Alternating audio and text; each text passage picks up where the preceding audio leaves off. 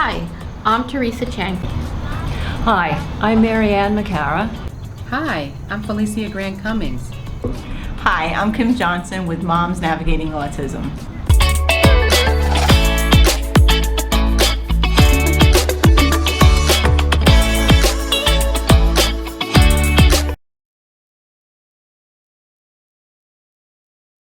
Hi, welcome to Moms Navigating Autism. I'm Teresa Chang. Kim Johnson. Mary Ann McCara. Brenda Torres. Felicia Grant Cummings. It's just the two of us. There's no other children in the house that I'm taking care of. My son also doesn't talk. He has limited mobility. So, he needs help with eating. He's still in diapers. He has all those things, but he just ended school the 23rd. So, and now there's nothing for him as far as day have. So he's been home now. He's just home. There's nowhere for him to go. So that's really sad. Our school district did us dirty. What school district he goes to? Your school district. Peekskill. Yeah. Because there was a bill that was passed that was to... Wait, he couldn't go to Blythedale? Well, Blythedale, I think it ends at 18. My son has went to a program. He was going to Southern BOCES. He was in a school, and the school district only extended him for a certain amount of time after that bill was passed. They wouldn't extend him till June, knowing that there was no day have. They're not supposed to do that. 21, they wanted him out. Right. And Assemblyman Abenanti had started this bill that was going to be passed. Mm-hmm. Right. And Cuomo had it. He was good. He was going to sign it. They were pretty sure he was signing it. And they were extending it to 23. But the way the wording was, they didn't extend it. It said it was suggested. Shall, not may, yeah. Right. It was suggested that they keep him. Now he's trying to run it. He has a bill that's up in Albany that is mandating it. But every other school district, based on the pandemic, locally around, extended their students till June. Extended their students, except for ours. They tried to only give me 6 weeks, and I fought it. And then they gave me till the 23rd and said, that's all we're going to give. After that, you sign all your rights away. No more education. Right. And I had to sign a contract. And the way they do it is they tell you have to sign this contract, but then don't do it. Don't. I had no choice. They waited till the last started for the summer to give me a contract, a legal contract. They waited until the end of school to show me this contract. And I would have had them waiting. They would not let him start summer until it was signed. They put my back against the wall. I had no choice. Otherwise, he wasn't going to start school. And who knows how long they would have dragged it out. He would have missed all this time that he was in school if I'd waited. They purposely waited, the school district. Purposely waited. And the great thing about our school district is they keep, if I see it on the news one more time, we keep getting these letters from Mauricio, how the school had built this football field and this STEAM center and all this millions of dollars we're getting in grants, and we're spending the money on our students, that look what we're giving them. And that is great. And I'm all for that, because if my child was able to do those things, I would definitely want him to take the opportunity to have those things. I'm all for that. But when you sit there and tell me that my son's education is not as important as the children that are going to graduate, go to college, and he's not worth spending the extra money for him to go for those 6 more months until things open up during the pandemic, that's pretty, I wasn't gonna say a bad word, but pretty crappy of our school district. Knowing that all the school districts around us extended their children. They extended them. And HUD, Mayapack, Yonkers, who has no money, Yonkers, because they took advantage of people that didn't have money to fight them. Like, I don't have money for a lawyer. And then when I called some of these lawyers, they wanted like $2,500 down just to open a file. And some of the other parents from the school, they gave them that same contract they gave me and said, you have to sign this or you can't start school. They didn't know anybody. I at least fought enough to get my son an extra couple months. And Kim is not the type of person that doesn't know. She does her research. Like when I first met her, she called me because somebody referred her to me. And when I first met her, she knew what she was talking about. We went into the meeting and they were like, trying to play me dumb. Right. My job now is, okay, they didn't do me right, but now maybe meeting Teresa and now speaking up, being a parent that's going to be an advocate. I can't do anything for my son now, but make people know that they have a choice. They can. I mean, you can fight them, right. And you have rights. New York State Bills A1201A and S2994A. These bills will require school districts to provide educational and support services to students with disabilities until such students turn 23. The bill has passed in both the Assembly and the Senate. It will then be sent to the governor to sign into law, if she does not veto it. If she does veto it, remember this at the next election.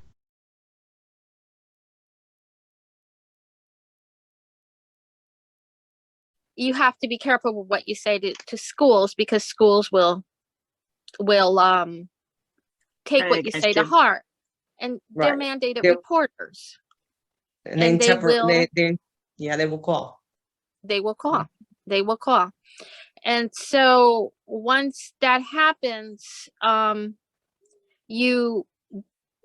end up coming to their house, and and it all depends on whether you're drinking. They look around your house, they see what are there cases of beer, are there and they want to do all this stuff. And I actually really wish that I had a way to tell parents what to expect and what CPS can do and what CPS can't do, because honestly, I don't have it down pat either, but I do know that they come to your house, and you don't always have to let them in right away. Most people think they have to open the door and let them in, but no. See, actually, at the time when CPS called us, I think I called you, Brenda, right? Right. I called you, and I was like, and you were like, don't let them in. Don't let them in. I said, you don't have to let them in. Right. You don't have to, but I didn't know my rights. And at the time, you start to get emotional. You get emotional. To let them in at all, or they have to come with police? No, you cannot you don't have to let them at your door. They can't come to your house. No. They have a warrant. Unless they have a warrant. All right, that's what I'm asking. Like, so if they had a warrant, like if somebody called it, like, and like the parents aren't together situation kind of thing, say. Right. I mean, and CPS was coming there because of what another parent said. You don't have to let them in. No. No. Actually, I learned that, and honestly, because besides being an advocate, I run a pageant, and at the day that they called, right, we had picked up your daughter, or you had dropped your daughter off, and we went to a cancer event at the hospital, and everybody was waiting for me there, and they showed up at my doors, and I said, look, I have to go because people are waiting for me. And I called Brenda, and Brenda said, don't let them in. And so I didn't let them in. And so then they made arrangements because they had to see my son. So they made arrangements. And the bottom line was, we filed a lawsuit against the school district, and the CPS chair at the time said, well, if she's going to sue us, then we are going to call CPS on them. So literally the day they received the papers was the day that they called CPS. Right. So it was retaliation for something else? Yeah, it was because, and that's what it was. And so, because, Brenda and I had conversations about this in the past, I called her and I said, what do I do? And she said, don't let them in. So I didn't. And basically, you have to, because when they come in, you would think that they come in because they're there because something's wrong with the child. They come in, they check to see how much food you have, they check the refrigerator, whether your apartment is clean. They do like everything, which parents don't realize that. Parents do not realize that that's what that they're looking for at the same time. And I didn't have, any of those problems. I had food, I had everything. But at the time I was like, I have an event I have to get to, and it's not like there's anybody that could take my place. I have to go. So Right. I went, and they came back the next day, and they, my husband went because my son wasn't home. And so he was with a friend of mine. And so he went and picked them up and brought him over to CPS, and they saw him and they spoke with him there, and he was fine. And it wasn't, they called them. It wasn't because we did anything. It was, like I said, we filed a lawsuit. It was a due process. It was a due process hearing because they wanted him to go to specific schools. And I asked, under the law, I am entitled, if my son is going to an out of district placement, I am entitled to get the class makeup. And I asked for the class makeup, and I told them that I would make up my mind when I got the class makeup. I am entitled to it by law. And what happened was the then CPS chair told them not to. So, and the reason I know that was because the person over there said, look, I know you asked for the class makeup, but your CPS chair told us not to give it to you. So I was like, okay, but I still want the class makeup. So if I have to go to the superintendent, I will go to the superintendent. And then I got in the car, and my husband goes, no, what? We're done with this. We're just going to call the attorney and just start a due process hearing. And so then we did that. They got their papers, and they called CPS on us. And they weren't there because of anything we did to the child. They were there because they were saying it was educational neglect. We were challenging their decision on it, and they decided that we had our nerve challenging their decision about our son. Right. So, Well, district of bullies. I just love the way they label child neglect, which means what you mean child neglect? What did you do that it was child neglect? yeah. They're neglecting. They're neglecting because they were supposed to put your son somewhere where in an appropriate placement. Right. Right. And they knew that when they saw that when I got the class makeup, I wasn't asking for the names.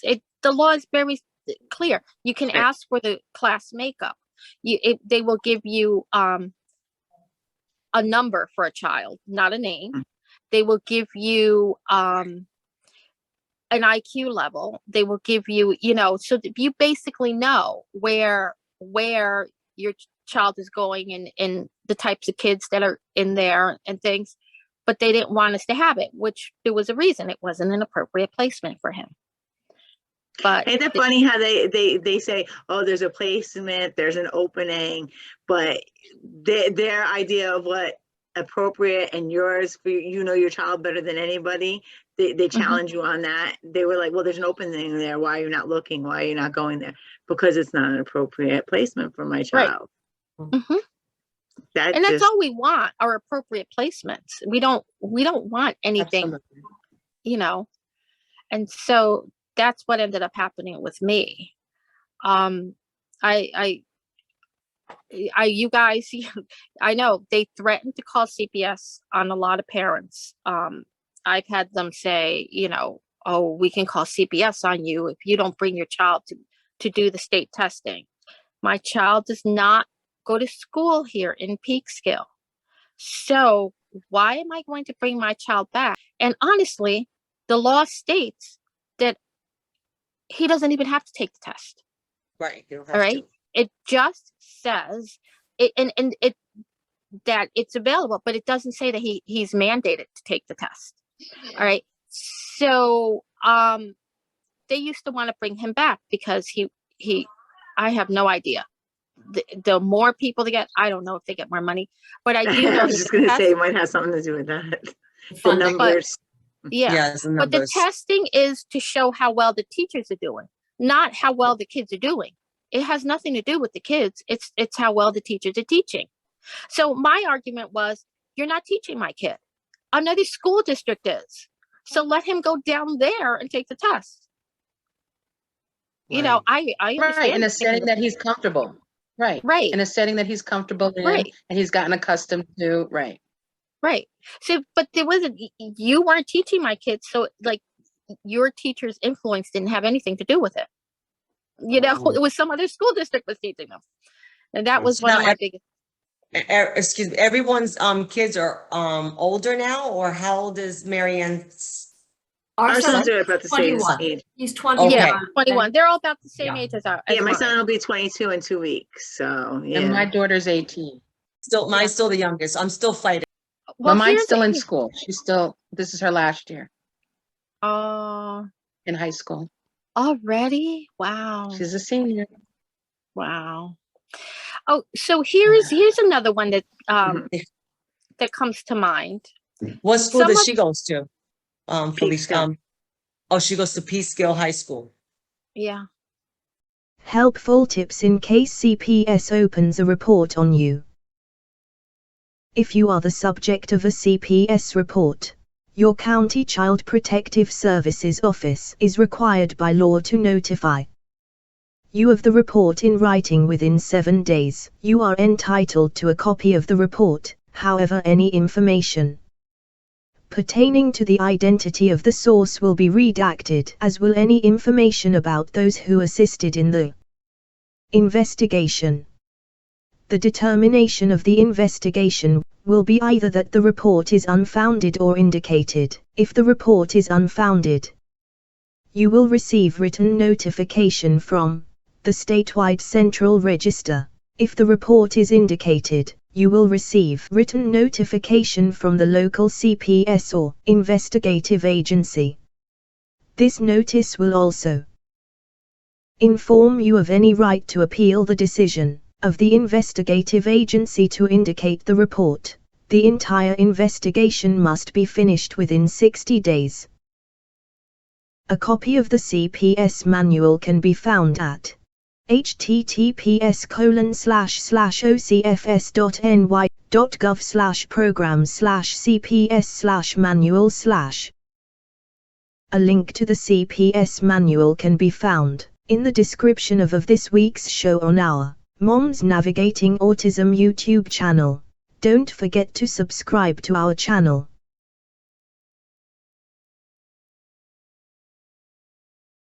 My son, we've been talking about how, you know, social skills and things like that. He went on that first outing with that WIHD social skills group, and that went really good. They went to a bar. I think I explained that. They went to a bar because kids at his age, he's 21 now, so he should know social skills at a bar. So they went, and they really weren't interested in drinking. I guess I raised them to think that drinking is not a big deal. So he really wasn't interested in the drinking, but the food. He said the food was really good. So he ordered food, and then they went, like, the following weekend. They went on a dinner and a movie. So, and he had a good time there. He met new friends there. And then last week was his birthday, so we took a few of his friends out to a diner in the area, and they made plans to go to Rift and Peekskill. And so they're getting, they're starting to build their groups, but it's really important. I keep telling everybody it's important to find a social skills group, especially once they're out of school, and usually if they go off to college, they'll meet friends and things like that. But the last few years when my son started college, we were in the pandemic. He graduated in the pandemic, and he started college in the pandemic. And so everything was virtual, and, transition with him doing things virtual. I mean, school was okay, but he doesn't want to socialize in school, socialize with his friends on Zoom. He doesn't want to, he'd rather see you person to person and face to face and talk to you and things like that. So, but he's been, the group has been pretty good. And I actually spoke to the kid who runs it and he's going to come in. He's interested in coming on so we can interview him and talk to him.